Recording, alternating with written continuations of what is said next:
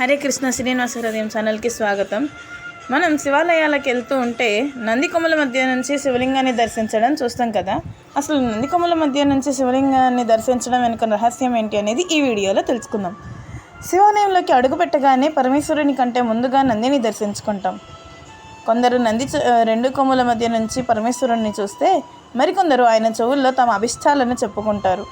నంది పరమేశ్వరునికి ద్వారపాలకుడు కాబట్టే ఆయనకి అంత ప్రాముఖ్యత. పరమేశ్వరుడికి అనుంగు భక్తుడు నందీశ్వరుడు. అందుకనే ఆ లయకారుడు నందిని తన వాహనంగా చేసుకున్నాడు. ప్రతి శివాలయంలోనూ శివలింగానికి ఎదురుగా నంది విగ్రహం ఉంటుంది. ఆలయంలోని మూల విరాట్ దర్శనం చేసుకునే సమయంలో మనసుని భగవంతునిపై కేంద్రీకరించాలి. అందుకే గర్భాలయంలో చాలా చిన్న అఖండ దీపారాధన మాత్రమే వాడతారు. మరే ఇతర దేవాలయాల్లోనూ లేని విధంగా శివాలయంలో మాత్రమే నందికొమ్మల మధ్య నుంచి శివలింగాన్ని చూస్తారు. సాధారణంగా శివాలయానికి వెళ్ళినప్పుడు మనం ఆలయానికి ప్రదక్షిణ చేసి పరివార అనగా ఇతర దేవతలను దర్శనం చేసి పరమశివుడిని దర్శించుకుంటాం. కొందరు భక్తులు నందీశ్వరునికి నమస్కరించి వెళ్ళిపోతారు. కానీ అది అసంపూర్ణ దర్శనం అని శాస్త్రములు చెప్తున్నాయి. పరమశివుడు ఏ శివాలయంలో అయినా శివలింగ రూపంలో ఉంటాడు. అంటే ఇతర దేవతల్లాగా కరచరణాదులు అనగా విగ్రహ రూపం లేకుండా లింగాకారంగా ఉండే సాకార స్వరూపం. విగ్రహ రూపంలో ఉండే భగవంతుని స్వరూపమును మనస్సు వెంటనే గ్రహించగలదు. కానీ లింగ రూపంలో ఉన్న పరమశివుని చూస్తే స్వామి నిజరూపాన్ని దర్శించడానికి దృష్టిని మనస్సుపై కేంద్రీకృతం చేయాలి. అందుకే ఎప్పుడు పరమశివుడి ముందు ఉండే నంది శృంగము అనగా కొమ్ములు నుండి శివలింగాన్ని చూస్తూ దృష్టిని మనసుపై కేంద్రీకరించి దర్శనం చేసుకోవాలి. నంది యొక్క వృష్ఠభాగమును నిముర్చు శృంగముల మధ్య నుంచి స్వామిని దర్శించుకోవటం వలన నంది యొక్క అనుగ్రహం కూడా మనకి కలిగి మంచి ఫలితాలు కలుగుతాయి. అంతేకాకుండా నంది చెవులలో కోరికలు చెప్పే విధంలో కూడా ఒక పద్ధతి ఉంది.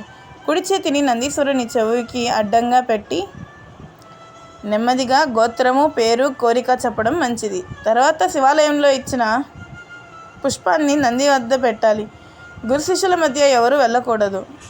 అందుకనే నంది విగ్రహం పైన కొమ్ములను మధ్య నుంచి శివదర్శనం చేసుకోవాల్సి ఉంటుంది.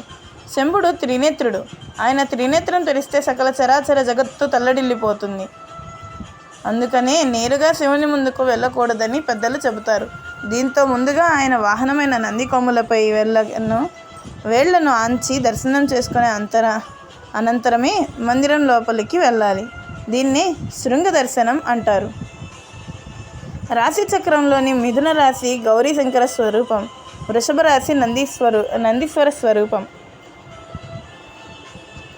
రాశి చక్రం ఉదయించే సమయంలో వృషభరాశి మిథున రాశి కిందగా, అస్తమించే సమయంలో మిథున రాశి వృషభ రాశి కిందగా ఉంటుంది. ఆ కారణం వల్లనే శివుడు వృషభ వాహనుడు, వృషభధ్వజుడు అయ్యాడు. వృషభం అంటే నందీశ్వరుడి యొక్క వృషభ భాగాన్ని స్పర్శిస్తూ శివుణ్ణి దర్శనం చేయటం వల్ల విధివిహితం. శివాలయంలో నంది కొమ్ముల మధ్య నుంచి శివుణ్ణి దర్శించిన వారికి కైలాస ప్రాప్తి కలుగుతుందని శివపురాణంలో ఉంది. అంతేకాకుండా పురాణ కథనం ప్రకారం నంది ఘోరమైన తపస్సు చేయడం వల్ల శివుడు తన తపస్సుకి మెచ్చి తన వాహనంగా చేసుకున్నాడని, తన దర్శనం చేసుకోవాలంటే నంది కొమ్ముల మధ్యలోంచి చేసుకోవాలి తప్ప ఒక అర్చకుడు తప్ప నందికి శివలింగానికి మధ్యలో ఏ ఇతర మానవుడు రాకూడదు అని పురాణాలు చెప్తున్నాయి. దౌర్భాగ్యవశాత్తు మనం గుడికి వెళ్తే ముందుగా నేరుగా నందీశ్వరుని దాటుకొని మరీ శివుడికి దర్శనం చేసుకుంటూ నందికి శివుడికి మధ్య వెళ్తున్నాం. అలా కాకుండా ఇక నుంచైనా నందీశ్వరుడికి పక్కగా నుంచొని శివుడికి నందికి మధ్య వెళ్లకుండా ఉండేలా చూసుకుందాం. హరి ఓం తత్సత్. ఓం నమః శివాయ.